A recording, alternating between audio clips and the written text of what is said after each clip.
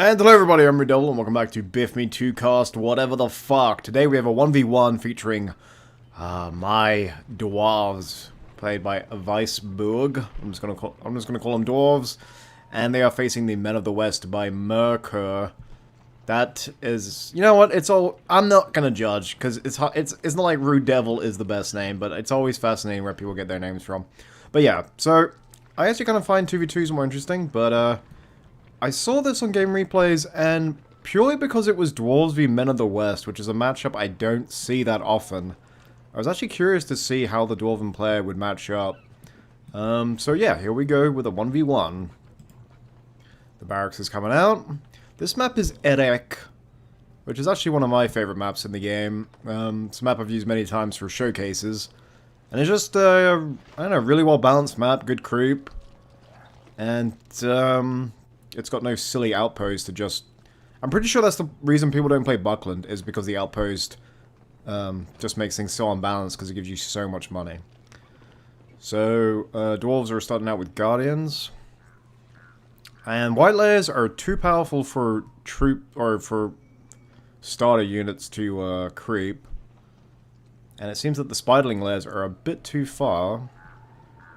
So I think these Guardians are just literally going to hoof it all the way to the enemy base. No aggressive mineshaft here. Let's see. Gondor soldiers are coming out. He is immediately researching banner carriers afterwards. Which is always a ballsy strat because it's not like banner carriers are, you do have to equip each unit, so, economically speaking, if you upgrade your unit and then lose them, it's like almost like it's double the loss. Just instantly destroys that. Elven Wood should cancel out the rallying call. And last longer as well. But yeah, Guardians aren't going to lose. Unless he can get the banner carrier in there. I think it's funny that the Dwarves are just as tall as the men. But hey, these aren't the things we focus on when we're playing BFME. I think the rallying call is worn off. So now, the Gondor soldiers are actually winning. So there's a lesson there, kids. Elven Wood trumps rallying call. And those Dwarves that were literally on the cusp of level 2. Yeah, he's not going to get there. More Guardians coming in. And it seems Gondor soldier spam with Tower Guards. Tower Guards are 400 by default. He seems to have cancelled it.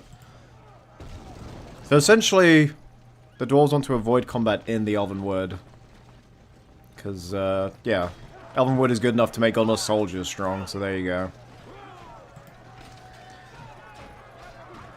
So Dwarves on 1.9 can get banner carriers immediately, I'm pretty sure, because it's highlighted there. And you don't research it from the barracks. I know they've been fiddling around with banner carriers for Dwarves in every patch. In Vanilla, it was from the Forge. I think in 1.6... I think they moved it to the Hall of Warriors in 1.6. Or they just decreased the cost of it in the Forge Works or something like that. But yeah, I know it's one thing that always gets changed and moved about. But now they just decided to have it instantly researched. So, it's not like he's exploiting that for whatever reason, but... yeah. So Merkur's doing a good job of actually... he's lost 2 farms, but like... he's got Tower Guards heading to the Spiderlings. I'm pretty sure these are... no, they're just Gondor soldiers. But yeah, he's done a decent job of killing these Guardians.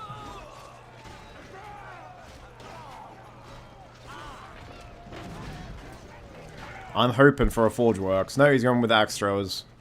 I would have hoped for the Battle Wagon. I feel like the early game Battle Wagon is always a great way to inspire fear in your enemy. Because it's so good at trampling. Although, he's just made Tower Guards, so maybe he was expecting it, or maybe he just wants to creep the spiders. Guardians, there was another farm hit. No, it's still there. Thought he would have destroyed that, since these barracks are a bit too close to the fortress to really destroy. Not sure where these Guardians are going. I'm pretty sure they're just distracting. And now the spam has started. So the Gondor hasn't been able to destroy a single mineshaft. The Guardians have continued to be pumped out with axe throwers. Axe throwers in vanilla always did good damage to structures. It was kind of like a weird thing they got. I'd imagine they gave it for 1.9. We've got Tower Guards heading for the Spider Lair, so they'll give them a lot of money. And Gondor soldiers on the flank with no one in the mine shaft, so the Dwarven player will have to address that.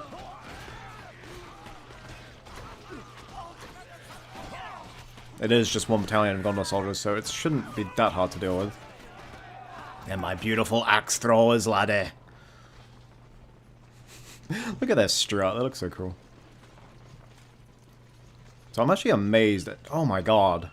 The spam on Gondor soldiers, and he's got a second barracks as well. One for Gondor soldiers, one for Tower Guards, presumably.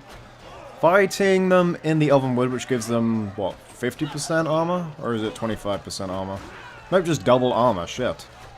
Just double. Double whatever the base armor is, it's amazing. And it's just now worn off. It's such a good opening power. Rallying Call comes in. Tower Guards close the distance, these axe throwers are done. That's the thing with dwarves, you can't really run away, so... Yeah, he has to rely on reinforcements getting to him. He's gonna head south. There's not many farms. He's getting the gold from the spiderling there, but... There's 2 farms over here. There's 1 there. Come on, dwarves. If you just hold the line, then these axe throwers can clear up. And there's another Elven Wood, so... I mean, it always will last the full timer because you can't destroy Elven Wood unless you cover it with Tainted Land. But if it lasts the full duration, then you can just pretty much cast it again for free. Dwarves have bought heal. Merkur has... Oh, he's got Bombadil now. Oh my god. It's not looking good for the dwarves, I'll tell you that much. He's losing a lot of units for very little gain. The spam is still good for Gondor soldiers. And now he's got Bombadil, so if he ever starts to lose the fight, he might actually summon Bombadil here, clear up these 2, and then just go on the offensive. Or at least that's what I would do, but I'm a little, I'm quite brash in that regard. Quite reckless. Tower Guards have the Signal Fire. Dwarves have this one, but they haven't cleared up the Signal Fire. Or the Spiderling there, I should say. And aside from the flank that the dwarves are getting on, these are all the troops he has. No phalanx because, well, he doesn't really need them. He's not up against Cav and they cost more than Guardians. Maybe it's worth getting the Banner Carrier because the full rush, you get armor from it as well. Might be worth it.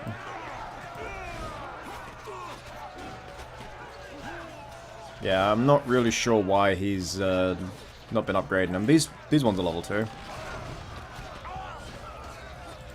How good are axe throwers at point blank range? Because I know archers always lose at close range for obvious reasons, but like, they throw axes, so they might... I always got the feeling that they were a little bit sturdier than other ranged units at close range. But they could just stem from them being dwarves. I don't know. And now the Gondor soldiers are coming in. Rallying Call, whoa! The Gondor... Merkur is just going at it. He is killing so many of my beloved dwarves. But the Demolisher comes out. We have a Forge Works, no Battle Wagon. Battle Wagon requires an upgrade, which is only 300. Damn, I love it. And now the Demolisher comes in, which obviously can just trample anything. And its only real counter at the moment will be Tower Guards. Hobbits for the Dwarf player comes in. Perfect. No Bombadil yet for the... Oh no, there's Bombadil. He's come in. Bombadil's actually a good counter to Demolishers because obviously Bombadil's default attack is knockback. And so you can just knock the Demolisher off balance every time. The Demolishers do get the rain cone on 1.9, and that's a shame. That's why he wasn't really panicking because... Oh, that's such a shame. 2 Tower Guards waiting at the base. That's why he wasn't bothered. Otherwise, if he didn't have those 2 Tower Guards, he probably would have sent Bombadil back. So Pippin trying to kill Bombadil and failing spectacularly. What is his special ability? Fire Pit. It's like a heal. That's nice. Gloin is here. who visually has been updated for 1.9 with the grey beard, but the portrait is still the one we know and love, him grinding his teeth. It's amazing how many tower guards he's been getting out. If you look at the map, Gondor is just covering the whole area like a plague. Gondor soldiers flanking now as well. These dwarves sort of tunneling, just, you know, tunnel visioning at the moment, because he had 2 demolishers. I don't know where the second one is. I'm imagining it's dead now. Tier 2 archers have come in. Once they get level 2, long shot will just make quick work of these dwarves. The dwarf seems just, I don't know, the dwarf player just seems to be trying to bum rush through the center, which you sort of have to know when a rush isn't working and reevaluate your strategy. Because, yeah, the double demolishes at the beginning. Very ballsy play. It wasn't really going to work with this many tower guards. I respect him for doing it because I love demolishes, but as I said, you kind of have to know when the rush is over and you have to start moving into the mid-game. That being said, RuudDevil, when the fuck did you ever do well in multiplayer? Hey, you know what? Fair point. Let's have a look at this flank here. 2 Gondor soldiers, 1 level 2. Nope, he's ignoring it. I think he has faith in his guardians. This is still level 2, correct? No, it's level 1. He's got tier 3! He must be killing so many dwarves! He's at tier 3 already, that's insane! These guys already come with the long shot. Not that they really need it, because their default attack is so good. But while you won't get any structure damage from these guys, I mean, their ability to just mow down unarmored troops is amazing. As these poor dwarves are experiencing. Well, I was curious how the dwarves would match up against Gondor. And we're seeing it's not going that well, just the Gondor spam in the beginning. Yeah, he lost a few farms, but just the ability to pump out troops regardless has brought him back. Let's see, is he continuing to make... Oh, he's going to get his fire arrows soon. Merkur is probably going to save up for him. He's at 500. Nope, he already bought it. And that, my friends, is incredibly fast research. I don't see any way back for the dwarf. If this game ends now, then I have to ask why it was uploaded to game replays, because I imagine interesting games are uploaded, but this is turning into a real bum rush, a real one-sided affair. King Dain comes out in the dwarves' hour of need. Gloin's low, but he is level 4. But I fear that once these Athelians get their fire arrows... Oh, Gondor's already got their fire arrows. These guys are probably next to be upgraded. He's got 3 archers with fire arrows. There is no way in hell the dwarf player can come back. There's no way it's over now. Dwarf player has 10 points. He could get Lone Tower if he was me. Merkur has another power. He just used arrow volley. 300, yeah, I think...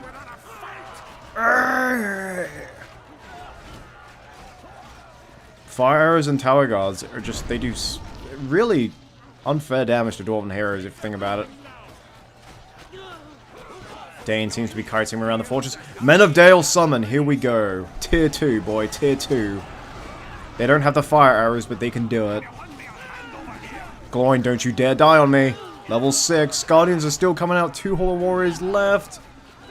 Let's have a look at the income for the... Alright, he's got 600, 500, 300. He must be queuing up a new wave. Somehow... The Hobbit Summon has come back. This is why it's important in these affairs. This is why it's important to at least grab 1 Signal Fire. The Men of Dale Summon, I think, just saved his life. And merry dancing. And he's also invested in Rebuild. So all tier 3 and 2 tier 2s. What tier 3 did dwarves get? Undermine, Barrage, and what? I forget. So he can't see what the enemy has. But he's got a whole wave of, or a new wave of Gondor soldiers. He's circling around for the flank, but it's not enough. King Dain's back at full health. Where is big man Gloin? There he is. Gloin is level 6. The good old days of him soloing a fortress are long gone, but he does have Shake Foundation. Bombadillo! And Elven Wood for Merkur. Rip these Guardians. And if he was to cap this second Signal Fire, that is very bad indeed. A double Signal Fire disadvantage. Oh my goodness. With the amount of powers that Merkur's been able to get. And Gloin's actually going for it. Slam doesn't do any damage to fortresses. That was a waste. Well, it does some, but it's really not worth using it. And he's got 2 level 3 barracks and a level 3 archery range. He's managed to pump out units and still get units out. Because obviously you can't make units while the building's upgraded. A rather audacious attack by the Dwarves. I'm not sure what he was getting at. If he gets... He must have a heal on standby. He does. He's going for it. No tower guards here to really put him under pressure. King Dain's on his way, but there is a huge Gondor army. So at least 6 battalions there. It might be a fortress trade. Can the dwarf player see him? Yep, he knows he's there. He's near one of his mines. He doesn't seem too bothered though. Gloin is just... Oh, now he's near death. The heal should come out soon. King Dain with his leadership is about to buff all these guardians. Oh, heal! Heal! I'm guessing he used it already. Yes, he did. And if you lose a hero, waste your heal... Well, not waste, but use up your heal. And then you still don't get the fortress. That, my friends, is an awfully big loss. And yes, I can see Gondor is... Oh, and he got it! What does Mighty Rage do? This is another one that they always change. They gain speed and damage. And it debuffs enemy units. So, no heal anymore. Really not worthy of level 4 ability. It's a toggleable leadership. That, yes, it debuffs, but... Yeah, I'm not sure if that... Like, there's no armor buff in there either. Although he does already get leadership, so... I don't know. Changing Mighty Rage to just, like, another leadership is just kind of weird in my eyes. But anyway, saying that, Dain does go down. Gondor is taking down all of his level 3 mines. The eco of the dwarves has got to be non-existent. He just spent 1,000, and I'm not sure on what. Reviving Gloin would probably be 1,000, so I'm guessing that's what he did. The Gondor player is at 18 points. He's got 2 tier 2 powers and has still got 18 points, so he's really close to Army of the Dead or Earthquake. The Dwarven player, on the other hand, did go with Lone Tower, which was summoned here and gone down.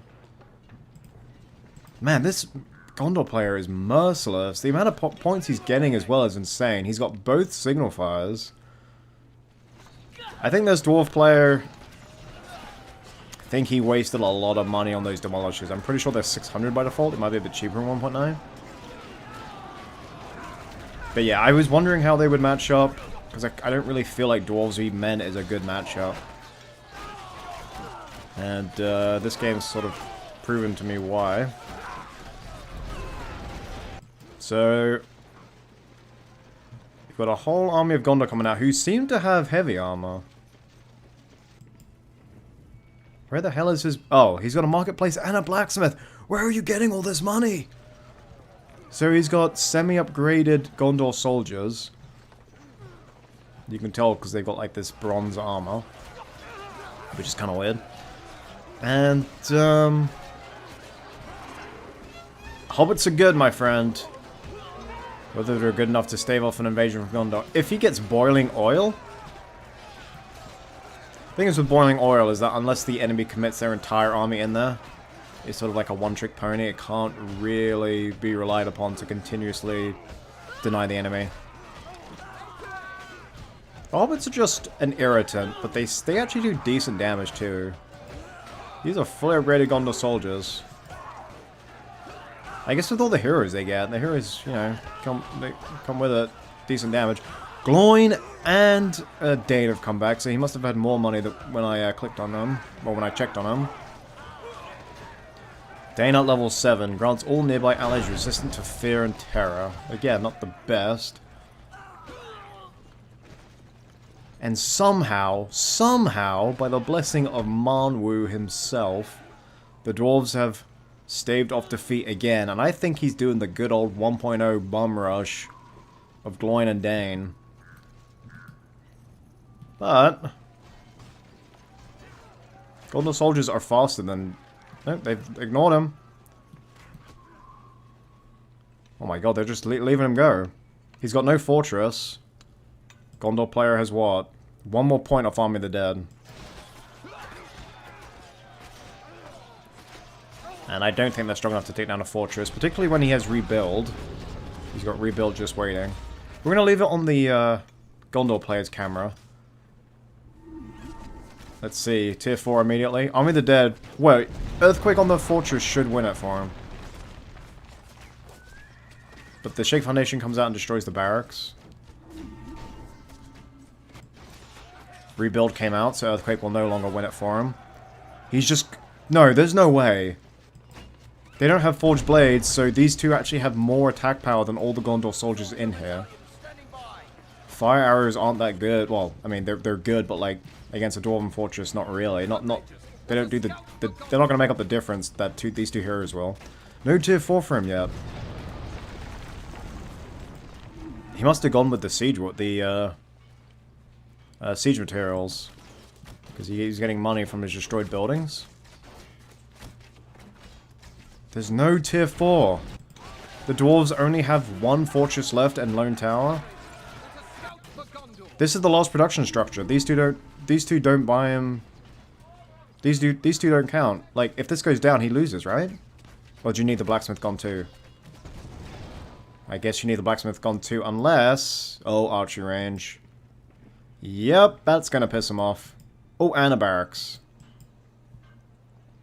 So he's looking desperately for it. Level 9 Gloin, 1 level off Shake Foundation. He's got 28 points. If this went into Earthquake, he'd be done. Oh no, he doesn't have a fortress, he can't buy it anyway. RuudDevil, you're retarded. I know, I'm sorry. The lack of a fortress is what's doing it. I think he's got enough fire arrows to make the difference now. Oh my goodness, solid effort, Dwarves, but I think this is going to be it. There it is. Oh my goodness. That was close. By the end of it, it's only because he built buildings outside of his fortress that saved him there.